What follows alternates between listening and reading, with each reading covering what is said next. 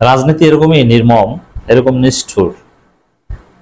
দেখেন, জামাত ইসলামী মন্ত্রী হবে এককভাবে, জামাতের জন্য ইট ওয়াজ ইম্পসিবল। জামাত ইসলামীর আমির, সেক্রেটারি জেনারেল মন্ত্রী হতে পেরেছিল বিএনপির সাথে জোট করার কারণে। জামাতের হয়তো বা এমপি হতো, এমপি 18, 19, 20, 25টাও 30টা হতো, কিন্তু ক্ষমতায় যাবে বা ক্ষমতার অংশীদার হবে এবং মন্ত্রী হবে, এটা জামাতের পক্ষে ইম্পসিবল ছিল। জামাত এরকম দল কখনো বাংলাদেশে ছিল না। কিন্তু বিএনপির সাথে জোটের কারণে খালেদা জিয়া মন্ত্রী বানিয়েছিলেন বলে হতে পেরেছে। হ্যাঁ, খালেদা জিয়া এমনি এমনি বানিয়েছেন তা না, এটা জোটের টার্মস অ্যান্ড কন্ডিশন ছিল। জামাত ইনপুট দিয়েছে, আউটপুট পেয়েছে। জামাতের কোটি কোটি সমর্থকদের ভোট বিএনপির বাক্সে দিয়েছে, যার ফলে বিএনপি সরকার গঠন করতে পেরেছে, মন্ত্রণালয় দিয়েছে। আরো বেশি দেওয়া উচিত ছিল, কিন্তু যে কারণেই হোক না কেন, দিতে বাধ্য হোক বা ন্যায্যতার ভিত্তিতে দিয়েছে। বিএনপি দিয়েছে, খালেদা জিয়া দিয়েছে, এককভাবে জামাত পারতো না। হয়তো বা আওয়ামী লীগের সাথে জোট করলে এভাবে মন্ত্রিত্ব নিতে পারতো, কিন্তু বিএনপির সাথে করেছে। তা জামাতের রাষ্ট্র ক্ষমতা কেন্দ্রিক যে প্রথম স্টার্টিং, এটা হচ্ছে বিএনপির হাত ধরে, বিএনপির জোট সঙ্গী হিসাবে, জোটের সাথী হিসাবে। কিন্তু সে জোট জামাত ত্যাগ করেছে। বিএনপির সাথে জোট নাই, এটা সবার আগে বলেছেন আমিরে জামাত। যেহেতু এটা নিয়ে জামাতের ভিতরেও ঝামেলা হয়েছিল, ডাক্তার তাহের, মতিউর রহমান আকান, এরা আবার তখন জোটের পক্ষ ছিল, আমিরে জামাতের বিরুদ্ধে ছিল। এটা নিয়ে আমরা জোরালো প্রতিবাদ করেছিলাম ডাক্তার তাহের এবং মতিউর রহমান আকানদের বিরুদ্ধে। আমিরে জামাত একটা আলোচনায় স্পষ্ট বলেছেন, যদিও এটা গোপন আলোচনা ছিল, এটা ফাঁস হয়ে গিয়েছে, যে বিএনপির সাথে জোট নাই। জোটের প্রয়োজনীয়তাটা 2006 সালে 28 অক্টোবরই ফুরিয়ে গেছে। বিএনপির সাথে আমরা জোটে নাই। এর মানে সর্বপ্রথম জামাত বলেছিল যে বিএনপির সাথে জোটে নাই। জামাত বিএনপি জোট ত্যাগ করেছিল, অথচ জামাত মন্ত্রী হয়েছিল বিএনপির হাত ধরে। আর এখন অবস্থা কি? যেই বিএনপির হাত ধরে জামাত মন্ত্রী হয়েছিল, সেই বিএনপিকে তালাক দিয়েছে জামাত। এখন আবার সেই বিএনপিকে পরাজিত করে, বিএনপিকে ঠকিয়ে হারিয়ে জামাত ক্ষমতা আসতে যাচ্ছে। মজা না? এটা নিশ্চয়, এটা বিএনপির অনেক কিছু খুব কষ্ট হচ্ছে, কিন্তু রাজনীতি এটাই। জোট এটা ফর দি টাইম। রাজনীতিতে শত্রু মিত্র ফর দি টাইম বিং, এটাই এখন ঘটছে, যে জামাত এখন বিএনপিকে পরাজিত করে ক্ষমতায় আসছে। তো দর্শক, আসতে যাচ্ছে বিভিন্ন জায়গায়। যেমন বাংলাদেশের একটা দৃশ্য, ছাত্র সংসদ নির্বাচন তো হতো না, তারপর ছাত্রদল শিবির মোটামুটি তো একসাথেই মিছিল করতো, একসাথে হাসিনার বিরুদ্ধে আন্দোলন করতো। কিন্তু সেই ছাত্রদলকে গোহারা হারিয়ে শিবিরে ভূমিদস্যু বিজয়, এবং রাজনৈতিক প্রধান প্রতিপক্ষ বিএনপি জামাত একে অপরের, অথচ ছিল প্রধান মিত্র। বাংলাদেশের রাজনীতিতে এর চাইতে জনপ্রিয় এবং এস্টাবলিশ কোন টার্ম অতীতে ছিল না, বিএনপি জামাত, বিএনপি জামাত। এমনকি পারিবারিক বিবাহ বা এই ধরনের বিষয়েও শুধু জামাত বা বিএনপি, এটা ছেলে কোন ফ্যামিলির, রাজনৈতিক মতাদর্শ, এটা আছে, অনেকে জিজ্ঞেস করে। যেমন আমি জিজ্ঞেস করি, কোনো বিবাহ সংক্রান্ত বিষয় আত্মীয় স্বজন বা কারো কেউ প্রশ্ন করলে, যে অমুক মেয়ের জন্য অমুক ছেলের প্রস্তাব আসছে, বিষয়টা কেমন, একটু পরামর্শ দাও। তখন আমি জানতে চাই যে ছেলে পক্ষ বা মেয়ের পক্ষ তাদের রাজনৈতিক মতাদর্শ কি, এটা অনেকেই জানতে চায়। রাজনৈতিক মতাদর্শ কি, এর উত্তর দীর্ঘদিন যাবৎ ছিল যে বিএনপি জামাতপন্থী, সমস্যা নেই। তার মানে শুধু বিএনপি শুধু জামাত এটা বলতো না, বিএনপি জামাতপন্থী, মানে ওটা এক লাইনে প্রায়।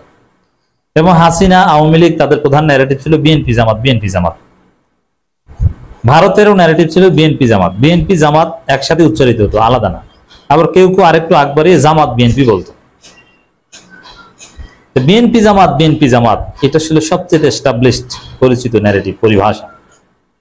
কিন্তু সেই জামাত এখন সেই বিএনপিকে পরাজিত করে রাষ্ট্র ক্ষমতায় আসতে যাচ্ছে। এটা ডেভেলপমেন্ট স্পষ্ট হয়ে যাচ্ছে। আপনি যদি জনমত যাচাই করেন, বিএনপি যত বড় জোটই করুক কোনো লাভ নাই, ক্ষমতায় জামাত আসতে যাচ্ছে। জামাতের জোট করা দরকার নাই, জামাত জামাত আর চরমনাইয়ের ভোটের বক্সে একটা বা কিচ্ছু দরকার নেই। সব ইসলামপন্থী বলতে জামাত চরমনাই বাদ দিলে অন্য ইসলামপন্থী থাকে না। যেমন হেফাজতের আমির, উনি বড় মুরব্বী ব্যক্তিত্ব, কিন্তু ওনার কোন তাসির নেই। উনি খানকির পোলা বলে মানুষকে গালি দেন, তা ওনার কথায় কুত্তাও তো ওনার কথা গোনে না, কুত্তাও তো ঘেউ ঘেউ করবে ওনার কথা শুনলে। কোথার কি পাগল ছাগল, মানুষকে গালি দেয় খানকির পোলা বলে, এর মাথা ঠিক আছে? মানে আসলে জামাত চরমনায় এক হলো যে হেফাজত টেফাজত এগুলো কিচ্ছু না, এগুলো নেশাখোর টাইপের, মানে কি বলে নিজেরাও জানে না, ঘোরের মধ্যে আছে। বললাম না যে হেফাজতের আমিরের কথা তার স্ত্রী শুনবে না।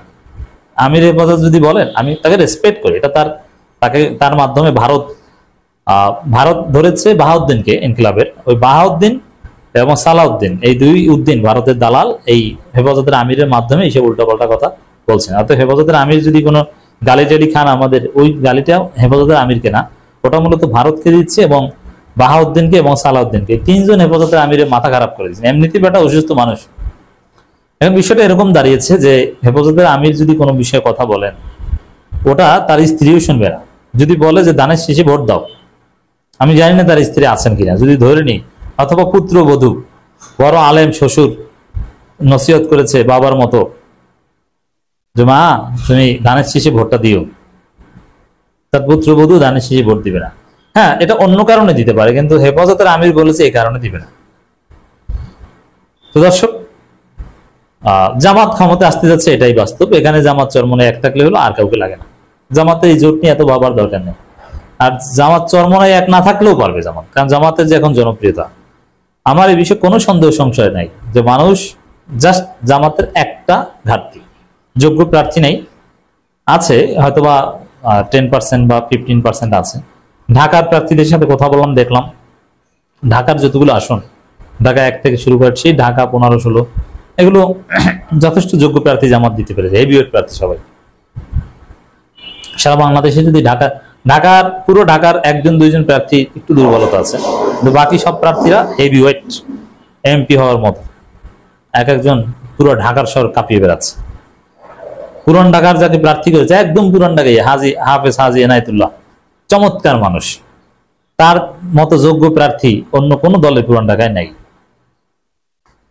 পুরান ঢাকার মতো প্রার্থী হওয়া দরকার, একদম কালচারের সাথে, মাটির সাথে জামাত মিশে গেছে। এই এনায়েতুল্লাহকে প্রার্থী করার মাধ্যমে প্রমাণিত হয়েছে, বড় ব্যবসায়ী, ধনী মানুষ। এবং মোবারক হোসাইন, অ্যাডভোকেট জসিমউদ্দিন সরকার, ব্যারিস্টার আরমান, এরপরে আবার কর্নেল, ডাক্তার, সব প্রার্থী ঠিক আছে, কিন্তু অন্যান্য জায়গায় গ্রামগঞ্জে অনেক প্রার্থী আছে, এগুলো আউটসোর্স করতে হবে জামাত। বিদ্রোহী প্রার্থীদেরকে নমিনেশন দিতে হবে বিএনপির, অথবা সাবেক সেনা কর্মকর্তা বা এই টাইপের কিছু যারা ভালো সম্ভাবনা আছে, তাদেরকে জামাত দলে বেরিয়ে নমিনেশন দিয়ে দিবে। জামাতের এখন ক্ষমতায় আসার পথে শুধু একটা জিনিস বাকি আছে, যে জনসমর্থন তারা পেয়ে গেছে, ওই জনসমর্থনটা ব্যালট বক্স পর্যন্ত আনতে পারলেই জামাত ক্ষমতায়, এবং জামাত এটা পারবে আমার বিশ্বাস। বিএনপিকে পরাজিত করে জামাত ক্ষমতায় আসবে।